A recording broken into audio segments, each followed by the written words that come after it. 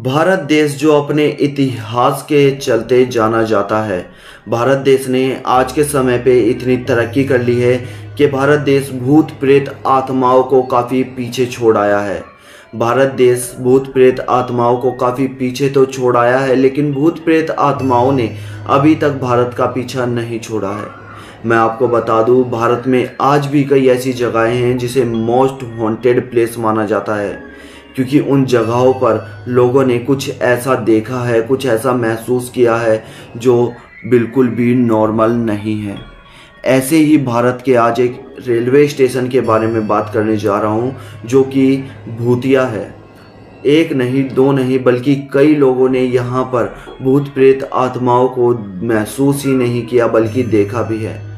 आखिर सरकार ने इस स्टेशन पर बैन लगा दिया कि इस स्टेशन पर ना ही कोई आएगा ना ही कोई जाएगा। यहाँ तक कि कोई ट्रेन भी इस स्टेशन पर नहीं रुकेगी। ये स्टेशन हमारे बंगाल में स्थित है और इस स्टेशन को हम बेगुन कोदार के नाम से जानते हैं। इस स्टेशन के बारे में आपने काफ़ी सारी वीडियोस यूट्यूब पर देखी होगी, सुना होगा, किताबों में देखा होगा, लेकिन आज जो हम आपको बताने वाले हैं वो ये शुरुआत है कि यहाँ पर भूत प्रेत आत्माओं की शुरुआत किस तरह से हुई और किसने इन्हें देखा। आगे बढ़ने से पहले एक छोटा सा इंट्रो देना चाहूँगा। नमस्कार, जय भोलेनाथ। मेरा नाम शंकर है। मैं कहानियाँ सुनाता हूँ, ऐसे किस्से कहानियाँ आप सभी के लिए लेकर आता हूँ जो सच्ची घटना पर आधारित होते हैं। ये किस्से कहानियाँ मुझे आप सभी में से कुछ लोग, मेरे सब्सक्राइबर, मेरे फ्रेंड्स, मेरे रिलेटिव भेजते हैं, जो कहानियाँ मैं अपनी आवाज़ में नरेट कर आप लोगों तक पहुँचाता हूँ।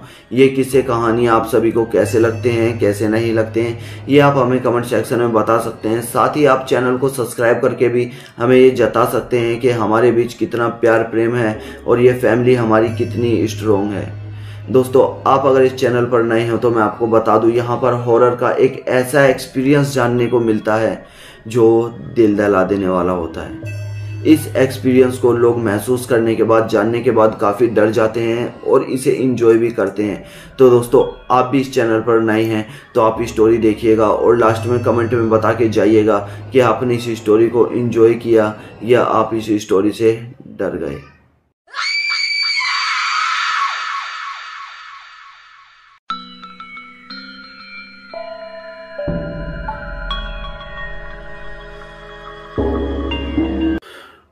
रमेश बंगाल का ऑटो ड्राइवर था। रमेश अपने पूरे परिवार को अपनी ऑटो चलाकर ही पालता था, अपनी ऑटो से ही गुजारा किया करता था। रमेश अब काफ़ी ज़्यादा खुश था क्योंकि उनके पास में ही एक नया रेलवे स्टेशन बन रहा था, जहां से उसे काफ़ी ज़्यादा सवारी मिल सकती थी, काफ़ी ज़्यादा फ़ायदा हो सकता था। रमेश इस बात को देखकर खुश था, लेकिन वो स्टेशन बनने में काफ़ी ज़्यादा समय लग रहा था, जिस वजह से रमेश अपनी ऑटो को लेकर काफ़ी दूर दूर चला जाया करता था चलाने के लिए। स्टेशन बनकर ख़त्म हुआ और रमेश ने अपनी ऑटो को उस स्टेशन पर लगा दिया। रमेश रोज़ डे में काम किया करता था। एक दिन रमेश को अपनी पत्नी के साथ कहीं पे जाना था। रमेश दिन के समय पे अपनी पत्नी को लेकर चला जाता है, लेकिन जब वो शाम को लौटता है तो थोड़ा बहुत आराम करने के बाद सोचता है कि क्या मैं रात में थोड़ा सा काम कर लूँ, थोड़े से पैसे आ जाएंगे और थोड़ा सा ठीक भी रहेगा। मैं आज नाइट में ऑटो चला लेता हूँ। अपनी पत्नी से कहता है, खाना लेता है और निकल जाता है ऑटो चलाने के लिए। रात को जब घर से निकलता है तो उसे काफ़ी सवारी मिलती हैं, जिसे छोड़ता हुआ, जिससे पैसे कमाता हुआ रमेश सीधा अब बेगुन कोदार स्टेशन पर पहुंच जाता है। बेगुन कोदार स्टेशन पर रमेश खड़ा था। रमेश देख रहा था कि रात के समय पे स्टेशन पर कोई भी नहीं आया है। रमेश सोचता है कि चलो अब जितना भी हुआ है अब घर चलता हूँ, कोई आ ही नहीं रहा तो अब यहाँ रुक कर मैं क्या करूँगा। रमेश अपनी ऑटो को स्टार्ट करता है, तभी रमेश को पीछे से एक आवाज़ आती है, भैया रोको ना, ऑटो को रोको एक बार। रमेश अपने मिरर में देखता है तो पाता है कि पीछे से एक लेडीज भागती हुई आ रही है और आकर रमेश की ऑटो में बैठ जाती है। रमेश उस औरत से पूछता है कि आपको कहाँ तक जाना है। औरत कहती है मुझे आगे तक ही जाना है, क्या आप ले चलेंगे, मुझे थोड़ी जल्दी है। रमेश अपनी ऑटो स्टार्ट करता है और चलाना शुरू कर देता है। रमेश हमेशा से ही अपने ऑटो में बैठे हुए पैसेंजरों से बातें किया करता था। कहाँ से आए हो, कहाँ जा रहे हो, क्या करते हो, क्या नहीं। रमेश की ये आदत थी, क्योंकि रमेश एक ऐसा आदमी था जो कि किसी से भी कनेक्ट हो जाता था, किसी को भी अपना मान लेता था। रमेश इस औरत से भी इसी तरह से बात कर रहा था कि उसे अपना मान लिया था। जब रमेश की ऑटो में बैठी है तो मान लो कि रमेश के घर के अंदर कोई मेहमान ही आया है, क्योंकि रमेश अपनी रोजी रोटी को अपना घर मानता था, अपना परिवार मानता था, क्योंकि रमेश के पूरे परिवार का पेट इसी ऑटो रिक्शा से चलता था। उस औरत से रमेश पूछता है कि आपको कहाँ जाना है, ये तो बता दीजिए मैडम, हम गांव से बाहर निकलने वाले हैं, आपको कहीं दूसरे गांव तो नहीं जाना। औरत कहती है कि नहीं, आगे से एक कच्चा रास्ता आ रहा होगा, आप प्लीज़ उस रास्ते पे ले लीजिएगा। रमेश एक पल को घबरा जाता है कि ये मैडम उस रास्ते पर जाने के लिए क्यों कह रही है।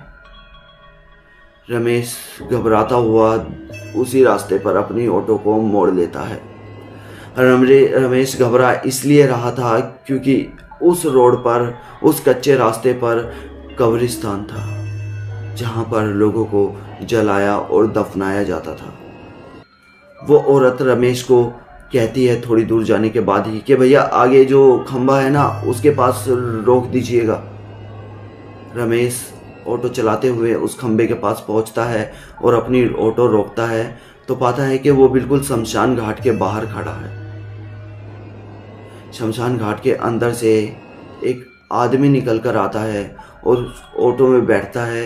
औरत कहती है कि भैया ऑटो को प्लीज़ घुमा लो।